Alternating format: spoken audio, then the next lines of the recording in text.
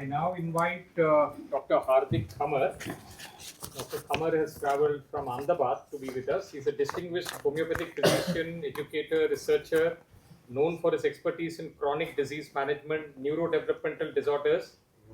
He has an MD in homeopathy and certifications in health and family welfare management, design thinking from IIT Delhi and SCMT Germany. He combines traditional homeopathy with modern scientific advancements in homeopathy.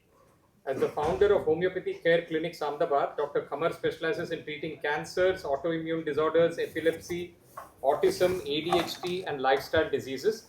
He's a visiting faculty at the Materia Medica at Sardar Patel University, a Board of Studies member at Swaminarayan University, and a panel doctor at the National Institute of Design, Ahmedabad. He has presented at prestigious international conferences in Turkey, Ukraine, and others, and delivered keynote addresses in the Government of Gujarat Ayush Department's conference, the Ahmedabad Management Association, and focused on homeopathy's role in chronic disease, pseudo-surgical conditions, and in long COVID management. He's a reviewer for Homeopathic Links and a resource speaker for Ayush, actively contributes to research, faculty training, and policy discussions.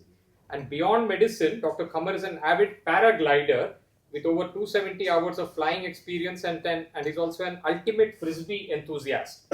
With his innovative approach and commitment to evidence-based homeopathy, he continues to shape the future of homeopathic medicine globally. Welcome, Dr. Khamar. Please come and share your presentation. In case we are tight on time, we will shift Purnima Arun's presentation to the post-lunch session on Swad or Sehat. She will deliver it completely in Hindi. Over to you. So looking at the two sessions in the morning, I feel that one quote from a very famous science fiction series from Netflix. The series name was Dark, and the starting line was like, "What I know is a drop, and what I don't know is an ocean." So looking at this line, I would like to be a student for life. So coming to my subject, homeopathy, again, it is in the drops which we put in the pill. So how many of you are aware of homeopathy? How many of you have taken homeopathy or you have seen your relatives? So many. Thank you. So Only I don't studied need it. to. So Only I have studied. you have studied. Psychosoracipilus, etc. So I deliberately didn't brought any pics to show homeopathy pills or so because I wanted to keep it more engaging. So the whole topic is here is like homeopathy for health and a collaborative path to personalized wellness. So recently I was attending a conference at IISc Bangalore, Indian Institute of Science Bangalore, and they were talking about a lot of personalized medicine.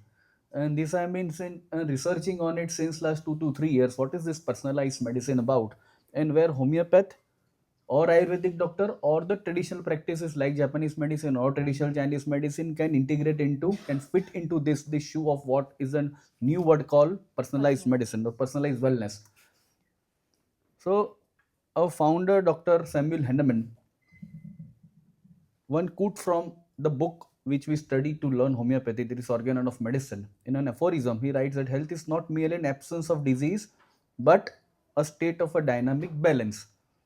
So now we need to move from various healthcare practices which are currently today, and where patient is a stakeholder or other practitioners as a stakeholder to build up the system of healthcare as a healthcare system, not just one disease specific thing, and make it more sustainable. So Plato almost right 2,400 years ago, and I'm particularly choosing quotes from authors which were Westerners, not from the eastern part of the world. Like a part need not to be treated. Like eyes cannot be treated separately, or heart cannot be treated separately. What needs to be treated is a whole. And this was quoted by Plato, famous Greek author. Moses, a famous Jewish thinker, he also tells that physicians should not treat the disease but the patient who is suffering from it. And this is even before, much before that, Renaissance period and all. So I will start with the case of man, 38-year-old. Now this gentleman diagnosed with hypertension. He was obese and he had history of a very long COVID infection which lasted for some 14-15 days. He was a single fellow, no parents and not married. And he was feeling a lot of tiredness and work, and he lives alone, experiencing loneliness, emotional suppression. He was stressed due to his own personal challenges. He turned to some religious practice because of this as a coping mechanism to live himself. He struggled with his obesity and lot of esteem issues with him. So post COVID, immediately develop hypertension. Never before he had hypertension. So we address this case with a holistic intervention which a homeopath does. So we discontinued the antihypertensives with whatever medicines we gave. We asked him to reduce the weight. His blood pressure stabilized with the normal range. With the homeopathic medicines, we use sulfur, sumbul, stropanthus, arnica. These are a couple of medicines we use time and at a different time of point. So it helped this person to regulate blood pressure. Not only that, but overall his health, but his self-esteem got improved a lot. His emotional troubles got reduced with this medicine. So this was a typical case we encountered during COVID. Now during COVID or after COVID, one word became a buzzword in the European and medical circuit. It was not a popular word which was going out here, but that word was called as perma crisis.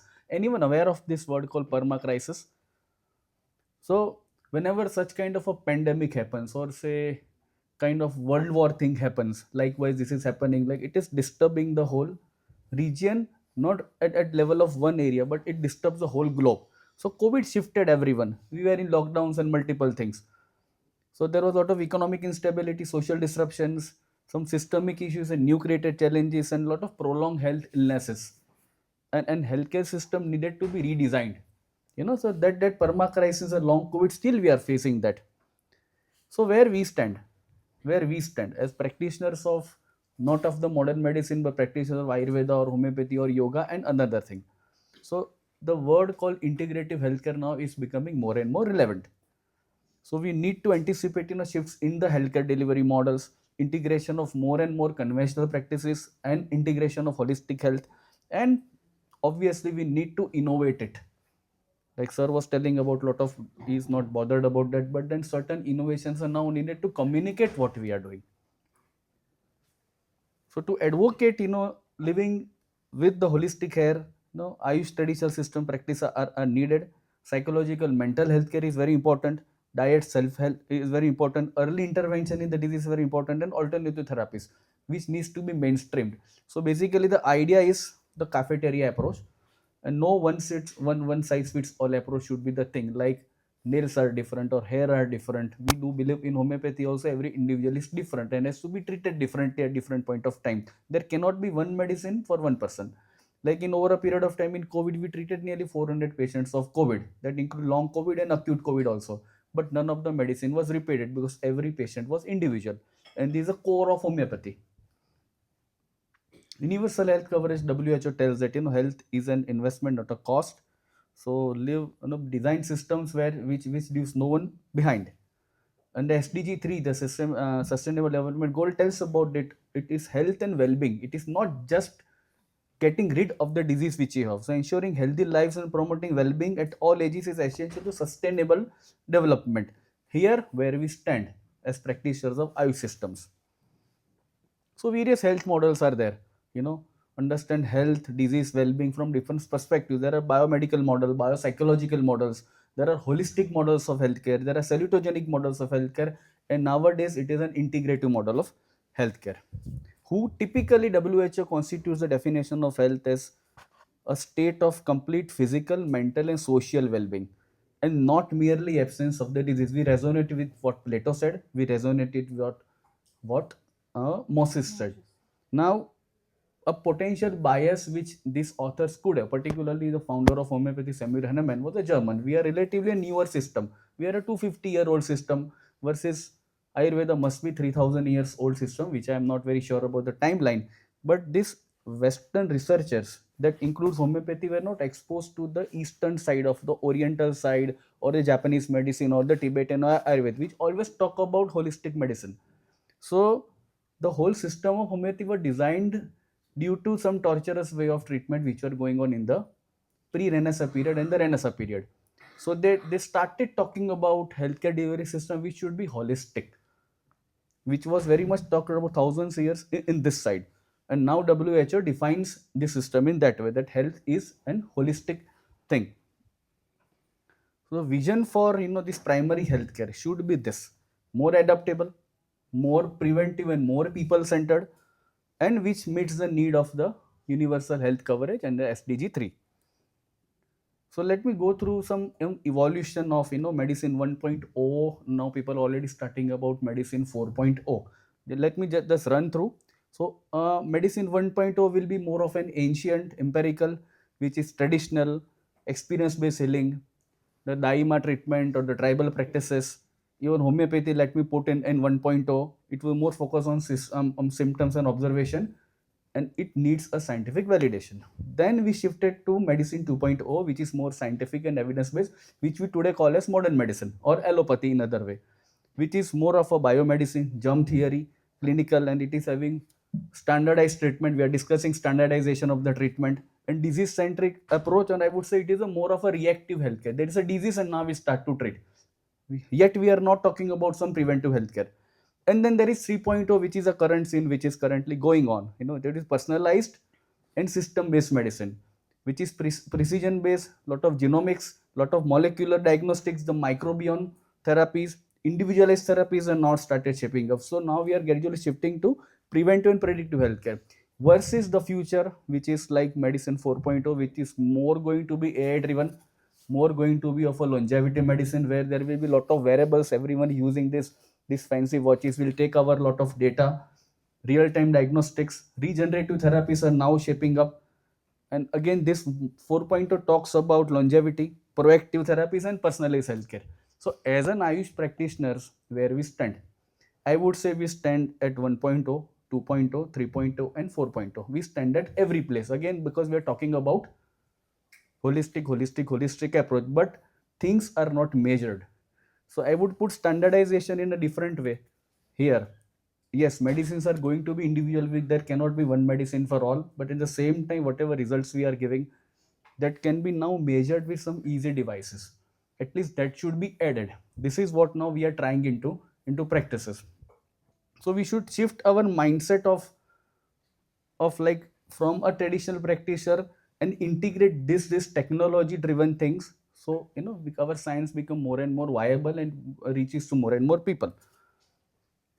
The shift is now from sick care to health care. The allopathy or the other system is more like a reductionist kind of medicine versus holistic medicine. Let us run through, like reductionist medicine, more focusing on disease again, organs treated separately, more of pharmaceutics. Doctor is an expert prescriber. Again, one medicine for one disease and it goes for all. Holistic medicine focuses more on a whole person, mind, body, treats the root, use natural healing and regulate the processes like that. So doctor is more of a healer and personally separate for each and every patient. Now we are shifting our gaze from patient to patient as a collaborative partner in treating the disease. For a homeopath, if patient is not able to provide a detailed history to me, for example, that patient of hypertension, if I don't get his personal history, if I am only given the data that I am having blood pressure, treat me, I am paralyzed. I cannot do anything. I need to intervene now. What is your mind state? What is your family's situation? How you are approaching your life? What is your financial situation? How you are adapting to that? So this adaptive mechanism help me to select a medicine specific to them. Because homeopathy is a system where each medicine has its own mind symptoms, each physical symptoms. Like if you're having a right side headache and left side headache, the medicines are going to be different. We are that specific. In this, the technologies do help us to analyze the symptom and make it easier for us to prescribe. So homeopathy is the medicine which is the holistic healing medicine which integrates mind, body, and aims for deeper long-term balance. So when a patient approaches to us, so the main complaint, the chief complaint, what we tell. Apart from this, there are other associated complaints: the family history, the conception and birth history, the occupation and interest, the relationships, and the childhood history. These all are the points when we take a history we need to consider to select a medicine appropriate, which is very much individual or personalized to the patient. Aphorism number one, the founder of homeopathy: the physician's high and only mission is the restore to sick to health, not just cure at its system. The mission is to heal the patient, not cure the symptom. Skip this. So rethinking, health care as a collaborative process where doctor himself is not responsible. My upbringing with homeopathy has been lot of studying rural. For example, when we are studying homeopathy, it was very popular in the urban cities, tier 1 cities of India, where film stars are taking homeopathy and celebrities are taking homeopathy. But then I have seen that the rural pockets of West Bengal, rural pockets of Maharashtra, rural pockets of Gujarat, at very ground level, like 70, 80 patients a day where we don't have 5 minutes, 6 minutes to take a case and to take a mind symptom and physical symptom and all, but we are able to take that, and then we are able to make an impact over that. So for us, patients themselves became like, a learning point of learning for us to try ourselves and have more success in such patients. So it is more of a patient centered approach, personalized and pluralistic. So it is not again absence of the disease, but we are able to make a change in their own living, and that was the aim which we focused on. There is a very nice book by Sarvapalli Radhakrishnan, the president of India, like, concept of man, where body, mind, and spirit. Concept of health and disease by one of the very famous homeopath, Dr. Dhavle, again talks about adaptive homeostasis. He's from Bombay. And Vitholkas, a Greek homeopath, a very famous Greek living till today. Again, the levels of health. Health, recovery from health is not just physical, but it is more than physical. It is more at a mental level, and it is more at a spiritual level also. There is inner balance rather than suppressing the symptoms. And very famous book of Park and Park of community medicine, which is studied in our college, again talks about the community health models, where again they talk about the physical, mental, and social well-being. Without this, achieving health is incomplete. So the mind-body connection in homeopathy, aphorism the six states that there should be a totality of the symptoms. Totality of the symptoms is overall collection of all symptoms to treat a patient, not just one organ-specific disease. This is homeopathy approach. Every individual is unistic, individual. Every individual needs a personal medicine, and I will go through certain case studies where we could impact this.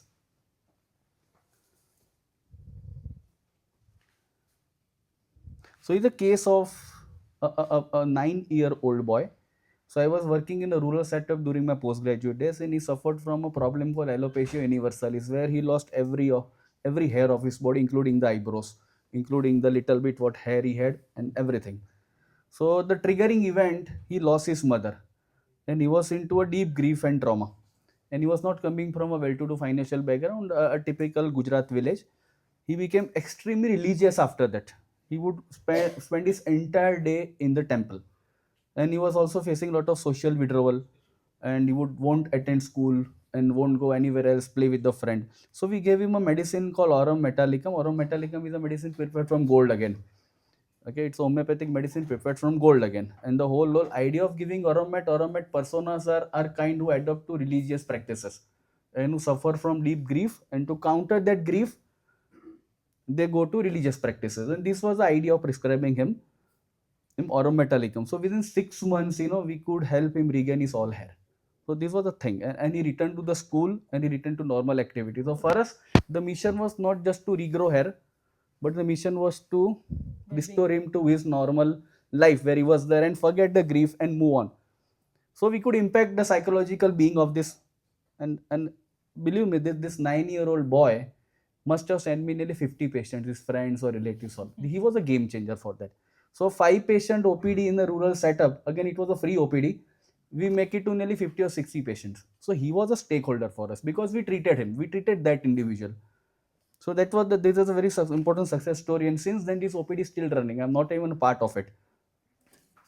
Another case, now this is a case of a very urban setup in Ahmedabad. This female, 60-year-old, developed with breast cancer, triple E negative breast cancer, underwent surgery, underwent chemotherapy, and also having diabetes. Now the triggering points in this case was, feeling of extreme loneliness and grief. Son settled in USA, no emotional support. The family was staying alone in a very big bungalow in setup of Ahmedabad, and never asked her children for any help, because they felt that it is not good to ask to my son.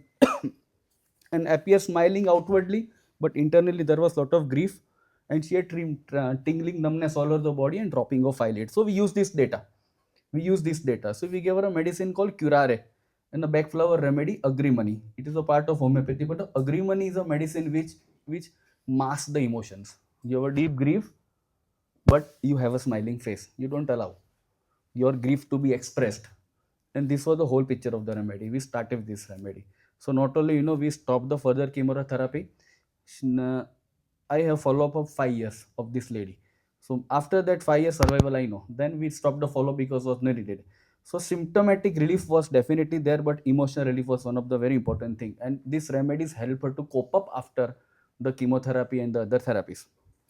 So nowhere I'm claiming that homeopathy cured this cancer, but it definitely helped this lady to recover from the grief and also cancer symptoms and the side effects of whatever treatment she was going through.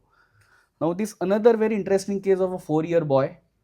He suffered from patimal epilepsy and then later on he developed attention deficit hyperactive disorder. The triggering event at 4, this boy was in a play group and he did some mischief in the school and he was punished and he was shut in a room for 3 to 4 hours.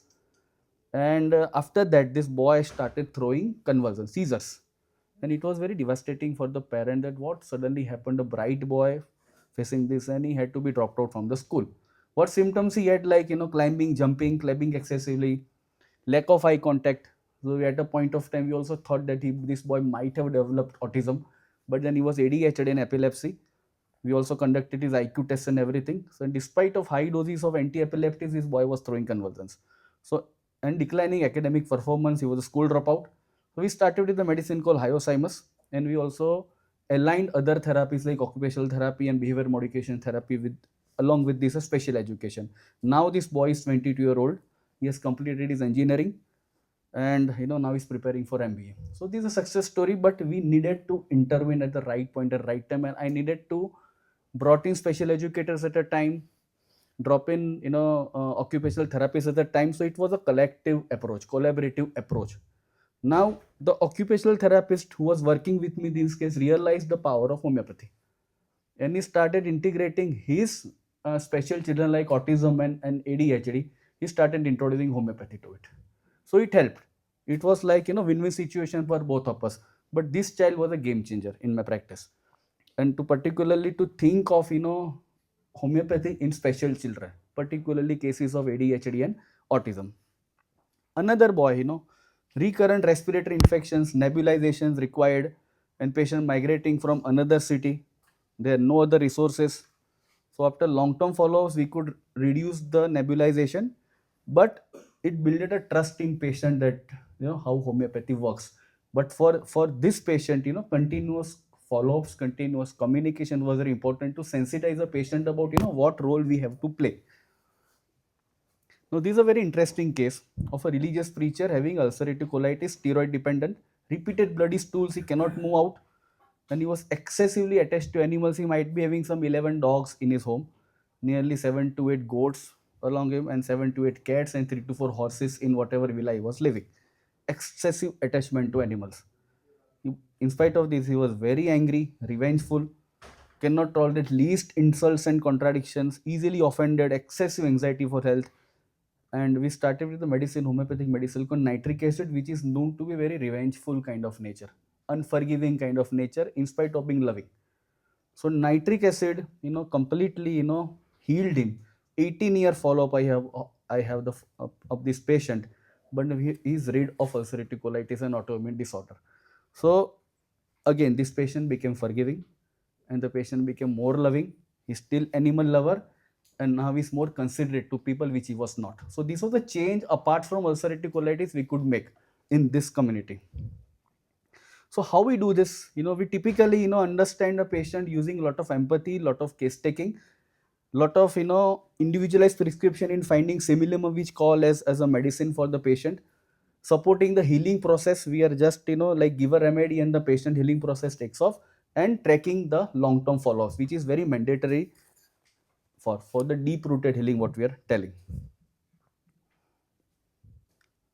So role of patients and communities is very important, but at the same time sensitizing other doctors, other therapies where we fit into. Before this, I was like more of a telling myself, introducing myself as a homeopath, but now I'm shifted myself. I am a doctor who is using homeopathy to treat patients, and this has made a shift in understanding of homeopathy as a treatment. So future of health will be like very much like more from a disease management to health creation, from isolated treatments to more of a holistic and healthcare management rather than treating disease. So we need to be a bridge between this, and technology can help us in bridging this. Certain scopes and certain challenges are also there with homeopathy. We are effective in treating wide range of major conditions. Okay, we can complement ourselves with existing therapies, whether it is Ayurveda, patient is taking yoga therapy, or allopathy. We can complement, well suited to the primary healthcare model. Okay, very well suited to the universal health coverage what WHO is telling. At the same time, what is a challenge is wider acceptance in the community, and again the question comes to standardization. What we are talking, it is difficult to standardize. It's difficult to fit our data. A lot more like randomized control trial, double blind, triple blind trials have been where homeopathy has been failed, deliberately failed, because we cannot standardize, because our medicines are individual medicines. So this is a challenge we are currently facing. So take home message can be like, empathy in healthcare matter. I will brief about empathy, because since this was a learning with Vijay itself in this institute, and how we have used that in treating our patients. Taking homeopathy to a very, very grassroots level, very, very poor people even don't know what is that, and communicating them that these sweet small pills can treat multiple things. It's a challenge itself. So we need to communicate that, and building tradition and modernity, integrate both things together. So future vision would be like this, like more of an evidence based medicine, empathy driven medicine, and innovation in the healthcare delivery. So I would like to end with a quote again by William Osler. Is a famous medicine figure. A good physician treats a disease, a great physician treats a patient who has the disease. So this is the thing which I want to tell. Now coming to this thing, empathy canvas mapping. Now, whenever a patient is coming to us, there's a thin line between treating a patient, taking a history, and empathy. So, as a homeopathy, patient come to us and talk to us loud. They talk about their emotional symptoms. They talk about their whole families and a lot of personal things. But we also tend to get driven by, because ultimately we are also human beings. We also get driven by the human emotions. So here empathy helps us. You are empathizing, but you are not sympathizing with the patients. So whom we are empathizing with, the goal is very clear. What they need to do, what we need to do, what they see, what we hear, what they say, what we hear. Now what is action? So these all things we integrate, what they think, they feel. So these are certain things in a case taking of homeopathy. We record, we write everything, and then we prescribe accordingly. So this is something which I want to communicate. Thank you. I'm open to questions. Thank you so much, Dr. Hardik Khamar. Any quick questions? Non-standard medical health care. Please don't ask questions about standardization once again. Yeah. Anybody else? Any quick questions? Sir, how that you talk about the integration of the different ethics? How it can be possible? Yes. So thank you for this question first. Cafeteria approach works well. If you know about the CGHS dispensaries, like they adopted this model. The central government health scheme dispensaries, like they have a homeopathy, they have a Ayurvedic doctor, and they have a, and patient can go and they can choose which medicine they want to take. At the same time, if you're able to like sensitize a doctor who is treating this, that okay, this is not my role now, which we have been doing, like in autoimmune diseases, they will give steroids, they will give methotrexate and another thing. So we can explain them, this is a point that we can now taper off the doses. So once we start tapering the doses, we can have the data. Now one control group is there which is now under homeopathy medicine, one control group is there which is only on the allopathy medicine, and this is how we measure. So this kind of more and more trials if we do, this integration can become possible. You observe according to the main system, we treat according to our system. Again, not standardization, but giving the individual treatment only which is to the patient. So there one control group can be this, and one control group can be this, and this is how this breach can be solved. And occupational therapists particularly who have been treating ADHD, autism, they have been game changers for us, because they saw that after intervention of homeopathy, ADHD and autism started improving where there is no medicine in allopathy science. So these things, integration became possible for us. Any example in Fun, fun. Yeah. international You can discuss over lunch. Any other question? Yeah, quick. Also, how do we ensure patient compliance given the approach that we use, holistic approach, it is time driven and takes some time? How do we ensure that the patients are compliant for that? So first is the trust build up, and when we are taking the history, we take very deeper history, the how the patient is suffering, since how long patient is suffering. And we also try to fit that one disease, say autoimmune disorder like MCD, mixed connective tissue disorder, it's a lifelong disease, it will go for ages. So The trust build up would be like, where I can reduce the medicine which are existing you are taking. What will be my pain management? If pain happens, if something happens, what will be my role? So we constitute ourselves and communicate this. And over a, the disease का जो time span होता है ना, we try to minimize that time span. This is what we communicate to patient. Again, it is changing from disease to disease. It cannot be fit for one disease. Like a patient of herpes zoster comes, immediately us dermatologists will start antivirals. So 14 days के अंदर अगर antiviral दिया तो भी herpes ठीक होने वाला है, नहीं दिया तो भी ठीक होने वाला है. So our role will be, am I able to cure this patient in 3 to 4 days? I would say yes. So this is something measurable which I can tell directly and which we do in and out. Thank you. Thank you so much.